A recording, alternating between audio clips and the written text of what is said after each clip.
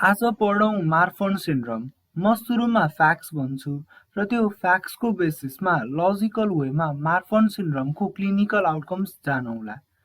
यो एउटा अटोजोमल dominant disease हो। यसलाई यसरी बुझौँ, हरेक जिनको दुईटा आइडेन्टिकल कम्पोनेन्ट हुन्छ जसलाई अलिल भनिन्छ। यदि एउटा जिनमा मात्र डिफेक्ट छ भने पनि सिग्निफिकेन्टली त्यो डिजिजले एफेक्ट गर्छ भने त्यो बेला त्यो डिजिजलाई अटोजोमल डोमिनेन्ट भनिन्छ। त्यस्तै मार्फन डिजिज स्पोराडिक हुन पनि सक्छ। फेमिली लाइनमा त छैन, तर अचानक एउटा मान्छेलाई यो डिजिज देखा पर्छ भने त्यसलाई स्पोराडिक भनिन्छ। अघि मैले जिनमा डिफेक्ट हुन्छ भने मार्फन सिन्ड्रोममा चाहिँ कुन जिनको डिफेक्ट हुन्छ त? यसमा फिब्रिलिन जिनको डिफेक्ट हुन्छ। फिब्रिलिन दुईटा छ, फिब्रिलिन 1 र फिब्रिलिन 2। मार्फन सिन्ड्रोममा फिब्रिलिन 1 जिनको डिफेक्ट हुन्छ। फिब्रिलिन जिन, यो जिनले फिब्रिलिन प्रोटिन बनाउन कोड गर्छ। फिब्रिलिन प्रोटिनहरूले माइक्रोफिब्रिल्स बनाउँछ र माइक्रोफिब्रिल्सले इलास्टिक फाइबर बनाउँछ। फिब्रिलिन जिनमा डिफेक्ट भएपछि फिब्रिलिनमा डिफेक्ट आउँछ। अल्टिमेटली माइक्रोफिब्रिल्स र इलास्टिक फाइबरको डिस्ट्रक्सन हुन्छ।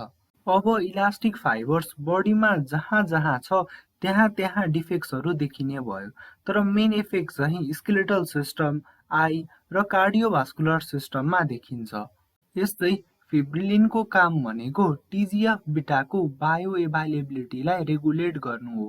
यसको मतलब कति टिजिएफ बिटा लुकाएर राख्ने र कति टिजिएफ बिटालाई काम गर्नको लागि राख्ने, यो रेगुलेट गर्छ। जब फिब्रिलिनमा डिफेक्ट हुन्छ तब टिजिएफ बिटाको सेक्वेस्ट्रेसन हुन सक्दैन र यसको एक्टिभ फर्मको लेभल बढ्छ। यसले पनि धेरै क्लिनिकल फिचर्सहरू डेभलप गराउँछ। भनेपछि क्लिनिकल फिचर्स एउटा माइक्रोफिब्रिल्स र इलास्टिक फाइबर्सको डिस्ट्रक्सनबाट बुझ्न सकिन्छ र अर्को टिजिएफ बिटाको ओभर सिग्नलिङबाट बुझ्न सकिन्छ। अब टिजिएफ बिटा यो बनाउने जिनको गेन अफ फङ्सन म्युटेसन भयो भने पनि मार्फन सिन्ड्रोमको फिचर्स देखिन्छ भन्ने बुझ्न पर्यो। सुरुमा स्केलेटल सिस्टमको कुरा गर्छु। स्केलेटल सिस्टममा पनि सुरुमा हेडको कुरा गरौँ। हेडमा डोलिकोसेफालिक हेड, फ्रन्टल बोजिङ, प्रोमिनेन्ट सुप्राअर्बाइटल रिज जस्ता फिचर्सहरू देखिन्छ। कसरी हुन्छ यो बुझौँ। टिजिएफ बिटाले ओस्टियोब्लास्ट सेलको एक्टिभिटी बढाउँछ। ओस्टियोब्लास्ट सेलले बोन म्याट्रिक्स डिपोजिट गराउँछ।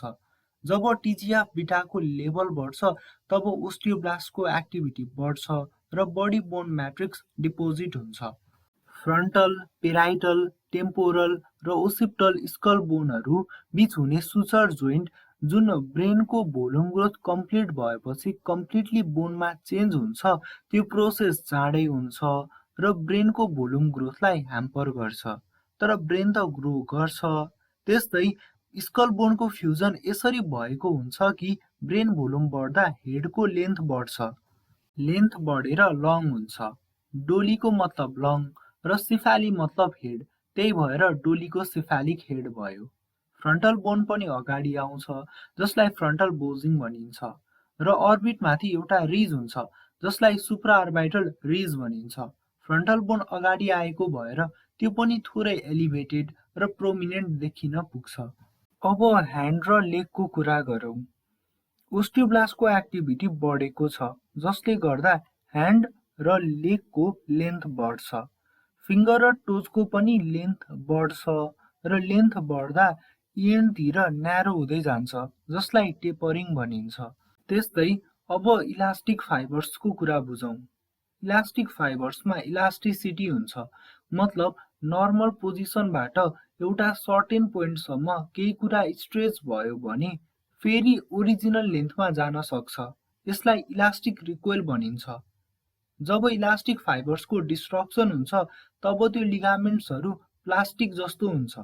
तन्किन त तन्किन्छ, तर तन्किएपछि ओरिजिनल पोजिसनमा आउन सक्दैन। लिगामेन्ट्सहरूले जोइन्टमा सर्टेन रेन्ज अफ मुभमेन्ट गराउँछ र जोइन्ट स्टेबलाइज गर्छ। जब लिगामेन्टमा भएको इलास्टिक फाइबर्सको डिस्ट्रक्सन हुन्छ तब जोइन्टको लिगामेन्ट्सहरू ल्याक्स हुन्छ, द्याट इज इजिली स्ट्रेच हुन्छ, जसले गर्दा जोइन्ट हाइपरमोबाइल हुन्छ।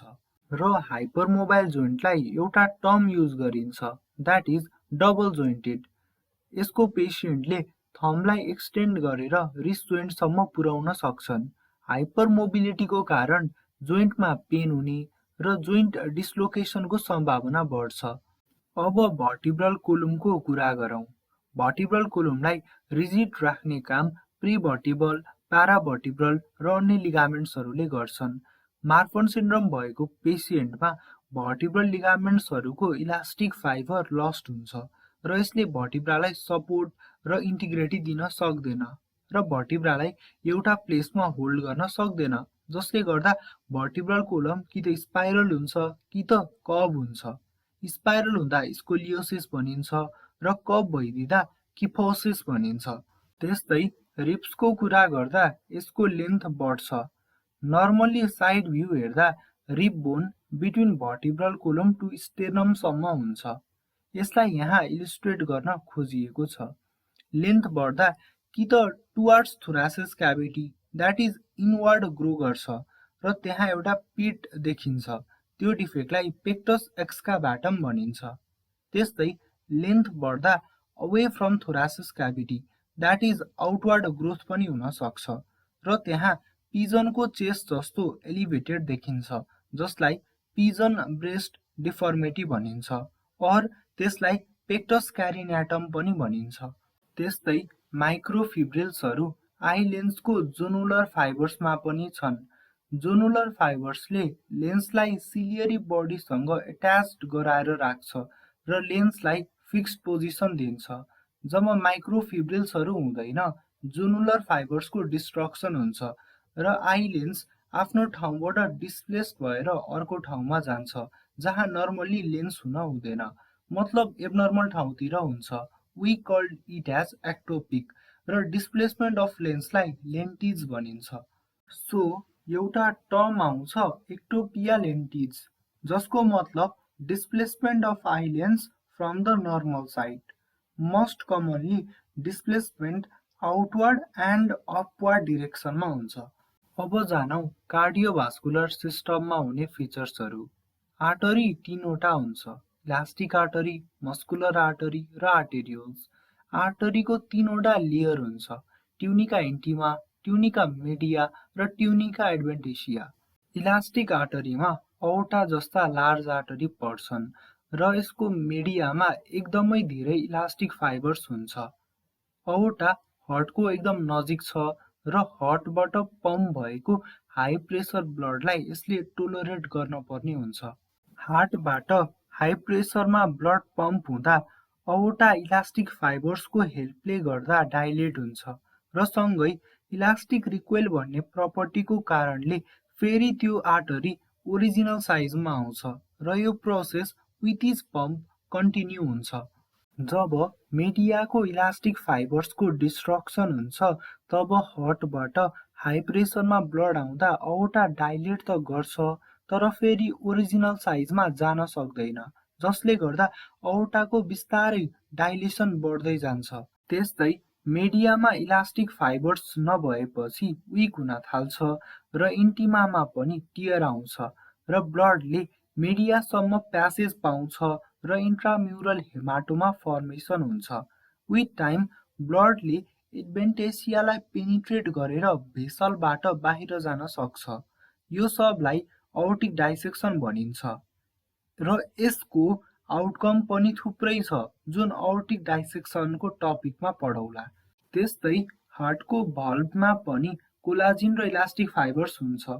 अब इलास्टिक फाइबर्सको डिस्ट्रक्सन भएपछि भल्भ प्रोल्याप्स हुने चान्स बढ्छ। हार्ट टु साइडमा डिभाइड छ, राइट साइड जहाँ ब्लड प्रेसर कम हुन्छ र लेफ्ट साइड जहाँ ब्लड प्रेसर हाई हुन्छ। डिफेक्ट दुवै साइडको भल्भहरूमा हुन्छ, तर हाई प्रेसरमा हुने भल्भको प्रोल्याप्स हुने चान्स बढी हुन्छ। त्यही भएर नर्मल्ली ट्राइकस्पिड भल्भ प्रोल्याप्स भन्दा पनि बाइकस्पिड अर माइट्रल भल्भ प्रोल्याप्सको कुरा गरिन्छ। त्यस्तै कोडाई टेन्डिनाई भन्ने लिगामेन्ट जसले भल्भहरूलाई प्यापिलरी मसलसँग एट्याच गराउने काम गर्छ, इलास्टिसिटी लसको कारणले त्यसको पनि लेन्थ बढ्छ र त्यसले गर्दा माइट्रल भल्भ रिगर्जिटेट हुन सक्छ। प्रोल्याप्स र रिगर्जिटेटको difference you should know, so comment it down. सबै भल्भहरूमा यो चेन्जेसहरू आउँछ, तर मोस्ट कमनली माइट्रल भल्भमा देखिन्छ। मार्फन सिन्ड्रोममा पेसेन्टको डेथ कि त अओर्टिक डाइसेक्सनले गर्दा हुन्छ कि त कार्डियक फेलियरले गर्दा हुन्छ। अब सिम्पल ट्रिटमेन्टको कुरा गर्दा बेटा ब्लकरहरू युज गरिन्छ, जसले हार्ट रेट घटाउँछ, अल्टिमेटली अओर्टाको वालमा पर्ने स्ट्रेस घट्छ र अओर्टिक डाइसेक्सन जुन most common cause of death हो त्यो हुन पाउँदैन। आजलाई यति नै, बाँकी कुरा गर्दै गरौँला। कृपया भिडियोलाई लाइक गरी च्यानललाई सब्स्क्राइब गरेर बेल आइकन दबाउन नभुल्नुहोला।